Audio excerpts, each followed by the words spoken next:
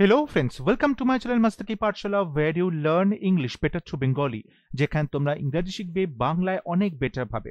Report writing এর ক্লাসে তোমাদের সবাইকে একবার ওয়েলকাম করছি। সামনেই তোমাদের পিএসসি ক্লার্কশিপ এবং মিসলেনিয়াস পরীক্ষার মেন্স হতে চলেছে এবং সেখানে মেন্স ইংলিশ পেপারে রিপোর্ট রাইটিং খুবই গুরুত্বপূর্ণ একটি টপিক।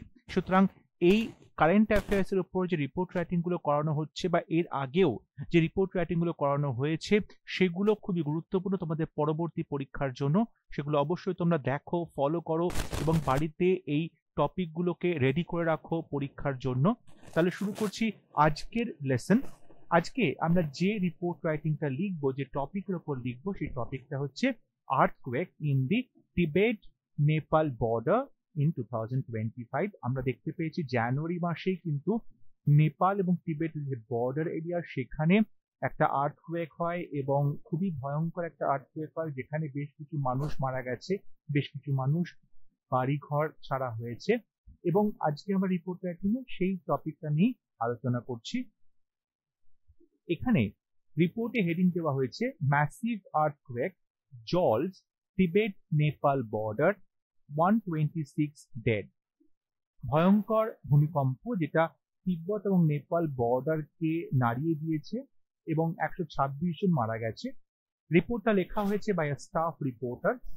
রিপোর্টের প্লেস কাঠমান্ডু দেওয়া হয়েছে, নেপালের রাজধানী কাঠমান্ডু থেকে, এবং ডেট jan 7, 2025। বলা হচ্ছে at least 126 people were killed। অন্তত পক্ষে দেখো, যখনই কোনো আমরা ন্যাচারাল ক্যালামিটিতে মৃত্যুর সংখ্যা লিখব সেখানে কিন্তু নির্দিষ্ট করে বলা যায় না কতজন মারা গেছে। সুতরাং আমরা সেখানে at least কথাটা লিখব, অর্থাৎ অন্তত পক্ষে। So at least 126 people were killed and more than 190 were injured। এবং 190-এরও বেশি মানুষ আহত হয়েছে। when an earthquake of magnitude 7.1 struck Tibet near the Nepalese border region yesterday at 9:15 AM। বলা হচ্ছে 126 জন মারা গেছে এবং 190 জন আহত হয়েছে যখন একটা ভূমিকম্প যার ম্যাগনিটিউড তীব্রতা ছিল 7.8 এবং সেই তীব্রতার ম্যাগনিটিউডের আর্থকোয়েক যখন আঘাত করে কোথায়, টিবেটকে, এবং টিবেট আঘাত করে সেটা টিবেট এবং নেপালের যে বর্ডার সেইখানে গতকাল সকাল 9:15-তে। The epicenter located near Tingri region on the Chinese side of the Mount Everest। এই যে আর্থকোয়েক তার যে উৎপত্তি স্থল এপিসেন্টার সেটা ছিল টিংরি রিজন। এই টিংরি রিজনটা মাউন্ট এভারেস্টের যে দিকটাতে চায়না রয়েছে সেদিকে পড়ছে এবং এই এপিসেন্টারটা কি করছে, কস্ট, এখানে এপিসেন্টারের সাবজেক্ট এবং কস্ট তার ভার্ব, কস্ট হ্যাভক মানে ভয়ঙ্কর ক্ষতি করেছে টু ওভার 3600 হোমস। প্রায় 3600 বাড়িঘর নষ্ট হয়ে গেছে এই ভূমিকম্পের ট্রেমরে। Tremors were felt in Nepal, China and northern India. এবং যে ভূমিকম্পের কম্পন সেটা অনুভূত হয়েছে নেপালে, চীনে এবং উত্তর ভারতে বিভিন্ন জায়গাতে। It prompted widespread panic among civilians. Definitely যখন এরকম ভূমিকম্প হচ্ছে তখন যে সাধারণ লোকজন, জনগণ, সিভিলিয়ানস, তাদের মধ্যে একটা প্যানিকের সৃষ্টি হয়, আতঙ্কের সৃষ্টি হয়। এবং আমরা সোশ্যাল মিডিয়াতে, অনলাইন বিভিন্ন প্ল্যাটফর্মে, নিউজে দেখেছি কিভাবে লোকজন শপিং মলে, রাস্তাঘাটে দৌড়চ্ছে, কিভাবে পুরো শপিং মলটা শেক করছে, বাড়িঘরগুলো শেক করছে এবং বাড়িঘর ভেঙে পড়ছে গাড়ির ওপরে।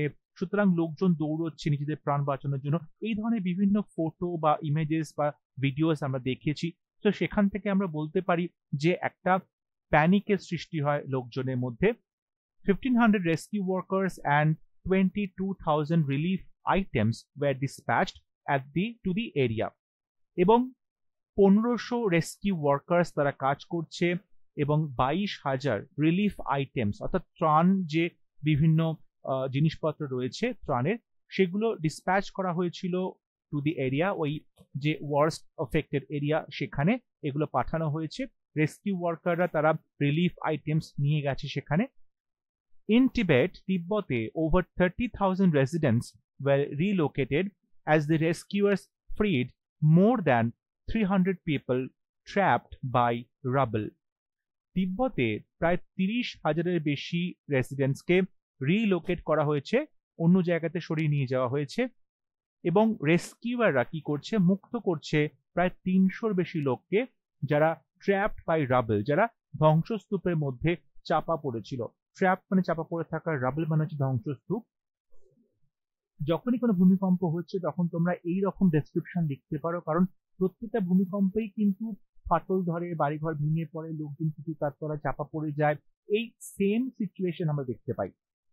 ইন্ডিয়ান মেটেরোলজিক্যাল ডিপার্টমেন্ট, যাকে আইএমডি বলা হয়, pointed out that the collision of the Indian and Eurasian tectonic plates caused this earthquake. বলা হচ্ছে যে ইন্ডিয়ান মেটেরোলজিক্যাল ডিপার্টমেন্ট আইএমডি এটা বলেছে যে এই যে ভূমিকম্পটা হয়েছে তার কারণটা হচ্ছে ভারতীয় এবং ইউরেশিয়ান যে টেকটনিক প্লেটস রয়েছে ওই রিজনে তাদের মধ্যে সংঘর্ষ, কলিশন হয় এবং তার ফলে সেখান থেকে আর্থকোয়েকটা হয়।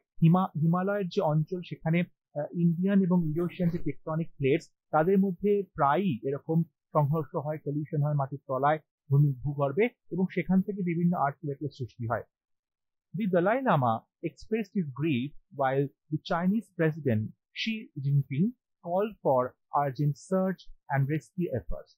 Dalai Lama তিনি তার দুঃখ প্রকাশ করেছেন এবং চাইনিজ প্রেসিডেন্ট শি জিনপিং তিনিও কিন্তু আর্জেন্ট সার্চ, অর্থাৎ যাতে অতি দ্রুত এরকম ভাবে উদ্ধার কার্য সম্পন্ন করা যায় এবং রেস্কিউ এফার্ট দেওয়া যায়, সেই বিষয়ে তিনি কিন্তু অবশ্যই জরুরি যে সতর্ক বার্তা সেটা জারি করেছেন।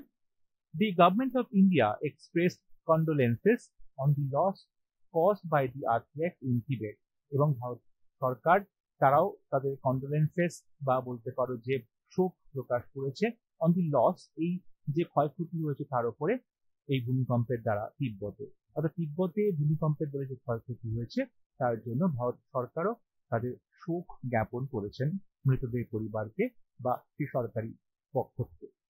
তাহলে এইভাবে আমরা এই রিপোর্টটা লেখা হয়েছে। রিপোর্টটা খুব ছোট লেখা হয়েছে। তোমাদের পরীক্ষাতে যে নাম্বার থাকবে, যে ডিউরেশন থাকবে, তাতে ম্যাক্সিমাম তোমরা হয়তো 100 থেকে 120 ওয়ার্ডস এর মধ্যে রিপোর্ট লেখার একটা সময় পাবে, স্পেস পাবে, কারণ তোমাদের 1 ঘন্টার মধ্যে অনেকগুলো রাইটিং লিখতে হবে।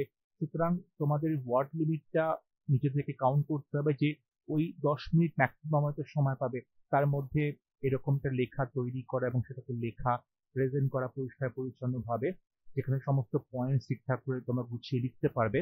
আশা করি তোমাদের বুঝতে কোথাও অসুবিধা হয়নি। বুঝতে অসুবিধা হলে অবশ্যই তোমরা কমেন্টে লিখে জানাবে।